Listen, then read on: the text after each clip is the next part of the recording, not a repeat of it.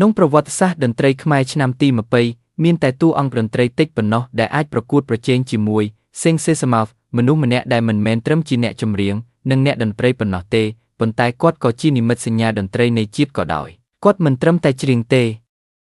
គាត់ពណ៌នាពីរឿងរ៉ាវនៃភាពរីករាយសោកស្ដាយសេចក្តីស្រឡាញ់និងការចងចាំដំណើរទៅផ្ទះដើមតាមរយៈភាសាតន្ត្រីបទចម្រៀងដែលគាត់ផ្ទេរទៅបានប៉ះពាល់ដល់ចិត្តរបស់ជំនាន់ខ្មែរច្រើនអាចឆ្លងកាត់ព្រំដែនអាយុនិងភូមិសាស្ត្រតន្ត្រីរបស់គាត់គឺជាស្ពានភ្ជាប់រវាងប្រពៃណី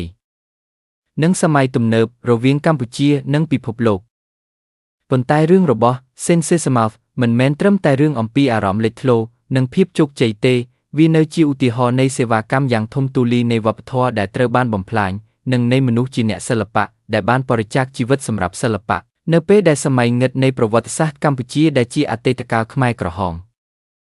ឈានមកការរស់នៅរបស់ Sing Sesamouth បានបញ្ចូលទៅក្នុងទំព័រថ្មីមួយដែលពោរពេញដោយឈឺចាប់និងអត្រាសោកសៅក្នុងការសរសេរនេះយើងនឹងចូលជ្រៅទៅក្នុងជីវិតរបស់គាត់តាមរយៈសម័យខ្មែរក្រហមនិងទុក្ខវិបត្តិដែលគាត់បានទទួលដើម្បីយល់ថាហេតុអ្វីបានជាសម្លេងច្រៀងរបស់គាត់បើទោះបីជាប៉ះទង្គិចដោយប្រវត្តិសាស្ត្រដ៏កម្រិតខ្ពស់ក៏ដោយក៏នៅតែប្រឡាយនៅក្នុងចិត្តរបស់ជនជាតិខ្មែរនិងអ្នកស្រឡាញ់តន្ត្រីជុំវិញពិភពលោក Sing Sesamouth បានកើតប្រហែលឆ្នាំ1932នៅភូមិស្ងប់ស្ងាត់មួយក្នុងខេត្តស្ទឹងត្រែងខេត្តខាងជើងនៃកម្ពុជាដែលទន្លេមេគង្គឆ្លងកាត់តំបន់ស្រែអង្គរស្រាលពេញលេញនៅក្មេងគាត់ធំឡើងក្នុងបរិយាកាសសាមញ្ញនៃសហគមន៍ខ្មែរដែលតន្ត្រីប្រពៃណីគឺជាផ្នែកមិនអាចខ្វះក្នុងពិធីបុណ្យនិងជីវិតប្រចាំថ្ងៃចាប់ពីសូរឆេកនិងសំឡេងតន្ត្រីក្នុងពិធីបុណ្យដល់បទចម្រៀងដងដល់របស់ម្ដាយបទតន្ត្រីបានជ្រាបចូលក្នុងចិត្តរបស់គាត់ដូចដង្ហើមដំបូងនៃជីវិតចាប់តាំងពីក្មេងប៉ុន្មានឆ្នាំ Sing Sesamouth បានបង្ហាញសមត្ថភាពតន្ត្រីដ៏អស្ចារ្យគាត់រៀនលេងឧបករណ៍តន្ត្រីប្រពៃណីបានយ៉ាងឆាប់រហ័សប៉ុន្តែមិនភ្លេចសូរតន្ត្រីថ្មីពីក្រៅប្រទេសដែរនៅពេលដែលកំណត់ត្រាសម្លេងពីប្រទេសបារាំងនិងអាមេរិកបានឆ្លងកាត់ទៅ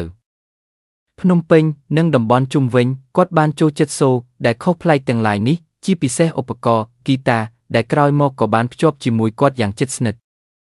ដោយមានការតស៊ូក្នុងការតាមសិល្បៈគាត់បានចាក់ចេញពីភូមិទៅរាជធានីភ្នំពេញកន្លែងដែលនៅពេលនោះកំពុងមានរលកវប្បធម៌ថ្មីបន្ទាប់ពីកម្ពុជាទទួលឯករាជ្យពីបារាំងក្នុងឆ្នាំ1953នៅទីនេះ Sing Sesamouth ចូលទៅក្នុងជីវិតតន្ត្រីដ៏រស់រវើកដែលមានក្រុមតន្ត្រីអ្នកចម្រៀង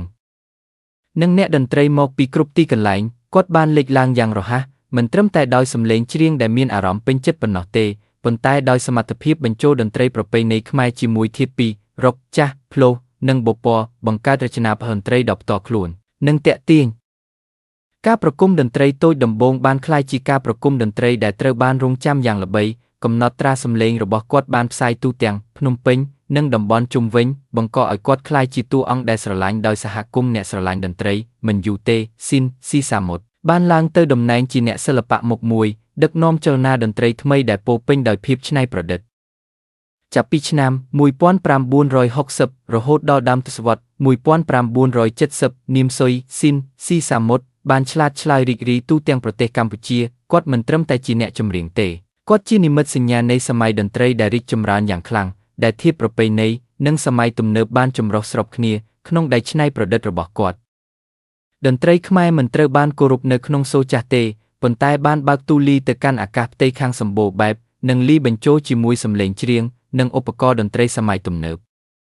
ទស្សនិកជនមិនត្រឹមតែស្រឡាញ់សម្លេងច្រៀងរបស់គាត់ទេពួកគេស្រឡាញ់របៀបដែលគាត់ពណ៌នាពីរឿងរ៉ាវតាមតន្ត្រីបទចម្រៀងរបស់គាត់គឺជាការរូបភាពសម្លេងដែលបង្ហាញពីជីវិតសេចក្តីស្រឡាញ់ការបាត់បង់និងក្តីបំណងប្រាថ្នានៅឆ្នាំទាំងនោះគាត់បានសហការជាមួយសិល្បករផ្សេងទៀតមួយក្នុងចំណោមគាត់គឺនាងរ៉ូសេរីសុទ្ធាបង្កើតបទចម្រៀងសារភ្លេងដ៏ល្បីដែលបានធ្វើឲ្យចិត្តអ្នកស្ដាប់រាប់ពាន់រីករាយគាត់មិនត្រឹមតែសកម្មនៅក្នុងប្រទេសទេបទកំណត់ត្រារបស់ Sing Sesamouth ក៏បានផ្សាយចូលក្នុងសហគមន៍ខ្មែរនៅបរទេសផងដែរធ្វើឲ្យគាត់ក្លាយជាអ្នកសិល្បៈខ្មែរល្បីឈ្មោះមួយនៅពេលនោះឈ្មោះរបស់គាត់បានភ្ជាប់ជាមួយការរីកចម្រើននៃតន្ត្រីយុវវ័យខ្មែរហើយមនុស្សជាច្រើនបានហៅគាត់ថាព្រះមហាក្សត្រតន្ត្រីខ្មែរក្នុងឆ្នាំ1975បន្ទាប់ពីរយៈពេលវែងនៃសង្គ្រាមនិងភាពអនាម័យនយោបាយកងកម្លាំងខ្មែរក្រហមដឹកនាំដោយប៉ុល ពតបានចូលទៅកាន់ភ្នំពេញនិងគ្រប់គ្រងប្រទេសកម្ពុជានេះគឺជាចំណុចបំផ្លាញចិត្តក្នុងប្រវត្តិសាស្ត្ររបស់ប្រទេស រាជរដ្ឋាភិបាលសាហាវមួយដែលមានទ្រឹស្ដីកោតឃ្លាតខ្លាំង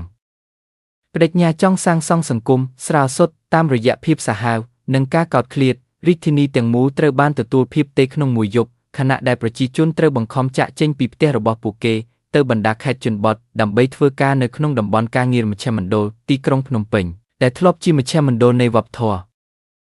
សិល្បៈតន្ត្រីនិងភាពច្នៃប្រឌិតបានក្លាយទៅជាភ្នំស្ងាត់មិនមានសម្លេងឡើងវិញសម្រាប់សិល្បករដូចជាស៊ីនស៊ីសាមុតនេះគឺជាសម័យនៃគ្រោះថ្នាក់រដ្ឋាភិបាលខ្មែរក្រហមបានចាត់ទុកតន្ត្រីទីក្រុងវប្បធម៌និងអ្វីទាំងអស់ដែលមានសញ្ញាវប្បធម៌ខាងលិចថាជាជនសម្ទានិងប្រឆាំងនយោបាយការរស់នៅរបស់សិល្បករដ៏ល្បីឈ្មោះដូចគាត់បានក្លាយជារឿងគួរឲ្យសង្ស័យនិងមានគ្រោះថ្នាក់មួយក្នុងចំណោមរឿងវិបត្តិសំខាន់បំផុតនៃសម័យខ្មែរក្រហមគឺការខ្វះខាតនៃកំណត់ត្រាផ្ទាល់លម្អិតអំពីចំណងជីវិតរបស់បណ្ដាអ្នករងគ្រោះជាច្រើនរួមទាំងស៊ីនស៊ីសាមុតខណៈដែលយើងដឹងថាគាត់ត្រូវបានបង្ខំចាកចេញពីភ្នំពេញនិងដឹកទៅតំបន់ការងារតម្រូវការពិតអំពីកន្លែងបញ្ចុះដីសពថ្ងៃខួបនិងស្ថានភាពពិសេសត្រូវបានលាក់បាំងដោយភាពសាហាវនៃរាជរដ្ឋាភិបាលយោងតាមភស្តុតាងប្រវត្តិសាស្ត្រនិងការរាយការណ៍ពីអ្នកដែលរស់រានមាននៅក្នុងរយៈពេលពីឆ្នាំ1976ដល់1977ស៊ីនស៊ីសាមុតនិងសិល្បករផ្សេងទៀតដូចជារ៉ូសសេរីសុទ្ធាត្រូវបានចាប់ខ្លួននិងសម្លាប់កំណត់ត្រាសម្លេងដើមរបស់គាត់ត្រូវបានបំផ្លាញឬបាត់បង់ហើយអ្វីដែលនៅសល់គឺកំណត់ត្រាចម្លងលាក់ពីអ្នកស្រឡាញ់តន្ត្រីនិងតាបាំងកាសែតចាស់មិនមានកំណត់ត្រាផ្លូវការណាមួយរាយការណ៍ការស្លាប់លម្អិតណាមួយទេមិនមានវត្តសុបណែនស្រេចត្រូវបានកំណត់គ្រោះវិបត្តិនេះបានបន្ថែមទុក្ខសោកខាងក្នុងឲ្យចិត្តរបស់សិល្បករប្រកបដោយទេពកោសល្យដែលមុននេះបានទទួលការគោរពពីអ្នកស្រឡាញ់រាប់ពាន់នាក់ត្រូវបានប្រវត្តិសាស្ត្រទាញចូលទៅក្នុងការមិនចងចាំនិងភាពលេចចោលមិនត្រឹមតែបាត់បង់មនុស្សទេសម័យខ្មែរក្រហមក៏ជាសម័យស្រែកស្ងប់នៃវប្បធម៌កម្ពុជាផងដែរសារមន្ទីរបណ្ណាល័យវិទ្យុនិងកំណត់ត្រាអូឌីយ៉ូរាប់ពាន់បានបំផ្លាញអ្វីដែលតាក់ទងនឹងជីវិតវិញ្ញាណតន្ត្រីនិងវប្បធម៌ដែលត្រូវបានចាត់ទុកថាប្រឆាំងនយោបាយត្រូវបានបំផ្លាញបំផុតប៉ុន្តែតន្ត្រីរបស់ស៊ីនស៊ីសាមុតជាមួយសោភ័ណភាពនិងភាពរស់រវើកខ្លាំងរបស់វាមិនអាចបំផ្លាញបានទាំងស្រុងកំណត់ត្រាចម្លងចាស់នៅតែត្រូវបានផ្សព្វផ្សាយក្នុងគ្រួសារតាមចងចាំរបស់អ្នករស់រានមាននិងតាមជំនាន់ក្រោយបទភ្លេងទាំងនេះទោះបីនៅសល់តែជារូបភាពតាមដាបាំងកាសែតចាស់និងចម្លងដោយដៃក៏ដោយក៏នៅតែផ្ទុះផ្ទង់ក្នុងពិធីបុណ្យការរៀបការអាពាហ៍ពិពាហ៍កាហ្វេនិងលើវិទ្យុដូចជាព្រះសក្កីនៃសម័យមាសមួយដែលបានកន្លងផុតហើយតន្ត្រីនេះផ្ទាល់ក្លាយជាភស្តុតាងរស់នៃភាពធន់ទ្រាំនៃវប្បធម៌កម្ពុជាថ្ងៃនេះក្រោយច្រើនជាង40ឆ្នាំចាប់តាំងពីការបាត់បង់របស់គាត់ស៊ីនស៊ីសាមុតនៅតែរស់នៅក្នុងចិត្តរបស់មនុស្សជាច្រើនមនុស្សមិនត្រឹមតែចងចាំគាត់ជាអ្នកចម្រៀងទេពួកគេចងចាំគាត់ជាសម្លេងនៃវប្បធម៌មួយដែលត្រូវបានសាកល្បងដល់កម្រិតខ្ពស់បំផុតបទចម្រៀងរបស់គាត់នៅតែត្រូវបានស្ដាប់យ៉ាងទូលំទូលាយត្រូវបានស្ដារឡើងវិញនិងត្រូវបានគោរពក្នុងការប្រគំតន្ត្រីរំលឹកចំពោះគាត់នៅសារមន្ទីរកាហ្វេលើអ៊ីនធឺណិតនិងក្នុងចងចាំរបស់អ្នកស្រឡាញ់តន្ត្រីគាត់ត្រូវបានហៅដោយចំណងជើងដែលគោរពខ្ពស់ព្រះមហាក្សត្រតន្ត្រីខ្មែរប៉ុន្តែលើសពីចំណងជើងនោះគាត់គឺជាភស្តុតាងនៃអំណាចរបស់តន្ត្រី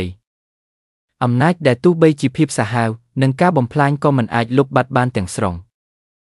រឿងរ៉ាវអំពីស៊ីនស៊ីសាមុតមិនត្រឹមតែជារឿងអំពីអ្នកសិល្បៈម្នាក់ទេវាជារឿងអំពីតន្ត្រីប្រវត្តិសាស្ត្រគ្រោះវិបត្តិនិងក្តីសង្ឃឹមនៃប្រទេសមួយគាត់បានរស់នៅក្នុងសម័យមាសនៃតន្ត្រីកម្ពុជាហើយបានស្លាប់ក្នុងមួយក្នុងចំណោមសម័យងឹតបំផុតនៃប្រវត្តិសាស្ត្រប្រទេសការបាត់បង់ដែលគាត់បានជួបគឺជាការបាត់បង់របស់មនុស្សមួយជាតិទាំងមូលប៉ុន្តែបទភ្លេងដែលគាត់បានទុកសារព័ត៌មានគឺជាមរតករួមសម្រាប់មនុស្សជាតិទាំងមូលតន្ត្រីរបស់គាត់ឆ្លងកាត់ព្រំដែនកម្ពុជាទាក់ទាញចិត្តអ្នកដែលស្ដាប់ដោយអារម្មណ៍និងចងចាំនេះគឺជាហេតុផលដែលស៊ីនស៊ីសាមុតមិនដែលស្លាប់ត្រង់គាត់នៅតែរស់នៅក្នុងរាងនីតិវិធីនៃនូតាតន្ត្រីនិងក្នុងចិត្តអ្នកស្រឡាញ់តន្ត្រីដែលស្គាល់តម្លៃនៃសិល្បៈ